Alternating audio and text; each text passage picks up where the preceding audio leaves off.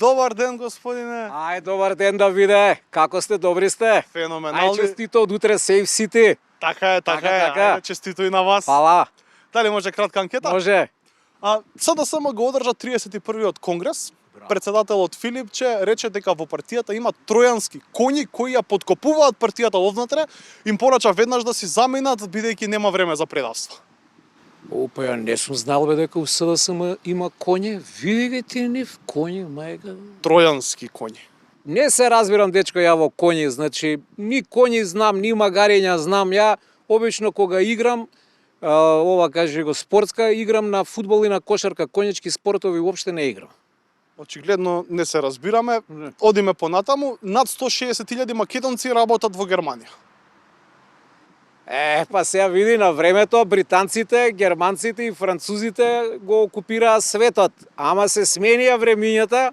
Сега ние словените, арапите и кинезите го окупираме светот, па ја окупираме и Германија.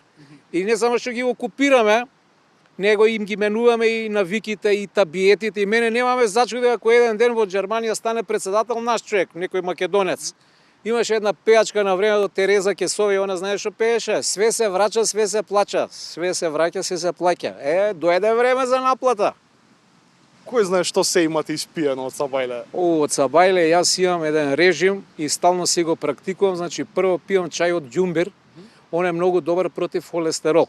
После пијам црвен ориз, тие се апчиња, пијам апчиња обавезно против притисок и конзумирам урав со мед, тоа е добро за кичма.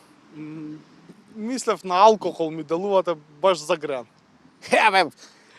Пола Македонија од Сабајле бапнува по 2 раки, тоа е природно, исто бапнав и ја 2 ракиички за циркулација. И гледаш како сум изциркулиран. Се гледа, баш те изциркулиран. Ајде, убав ден имајте. Кратка анкета, дали може? Може, дечко, повели. Цело време се врти една дежурна тема, демек ќе има предвремени избори.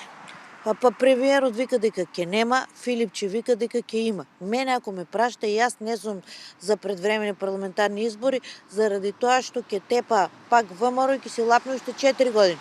А вака, нека си владеат они по сите нивоа и ако се окей, добро, ако не се окей, народот ќе ги казни. 2028 година ќе го имаме за премиер доктор Мурто. 71% од граѓаните го поддржуваат членството во Европската Унија, но слаба е поддршката за уставни измени. Па дечко, со други зборови, значи што сака да каже? Сакаме УЕУ, ама без внесување на бугари во устав нема решение, нема влез во ЕУ. Види, да бидеме на чисто. Ние во наредните години ниту ќе отвориме кластери, ниту ќе мрднеме од место. Уствари не бе, те излажем. Значи ќе мрднат само младите за да бегаат од Македонија во тугина. Тоа. И гледај што прочитав. Прочитав дека во Битола има само 600 студенти, а 800 битолчани отишли да студираат во Словенија. Што мислиш, зашто? Зашто? Како зашто? За да си земат европски дипломи и никогаш више да не се вратат. Заради тоа. Според статистиките, Македонија со 45% пушачи е меѓу светските рекордери. Опа, пак сме на врвот. Значи во топ 10 сме во загадување и во топ 3 сме во пушење. Значи да има светско првенство во глупирање, ние може и прво место да усвоиме. Квалитетни сме, квалитетни. Во Охрид со години се граделе куќи и хотели без дозволи, констатирани се илјадници дивоградби, дел од нив и во Националниот парк Галичица. Па не се фрлаат бисери пред свињи, бисерот во блатото ќе го изведат свињите. Не ве разбирам. Што да ме разбираш? Охрид е бисерот, да размисли кои се свињите. Проблемот со камионџиите се реши. Ваш коментар? Па ќе се решиве, како нема да се решиве, се соравме ние, србите, црногорците, босанците, блокиравме и што направи Европа се упрпа, попушти, да не речам попуши. Абе, нема трте мрте со нас западните балканци, тука важат балкански правила, не европејски. Кај веќе влеземе у Европска унија, бе? Само трпение. Треба да го слушаме лидерот, времето работи за нас. Така. Во тека избор на државен јавен обвинител? И кој да биде избран, че има ептен работа, пошто оваа наша Македонија ептен бандитска е станата.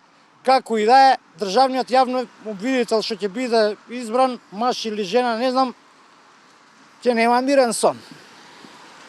Тинејџери запалиле автобус кој бил паркиран во основното училиште Крсте Петков Мисирков во Радовиш. Добро бе, колку треба да си откачен да запалиш автобус? Мислам, не ја сваќам поентата. Шо име поентава? Да се направат мангупи?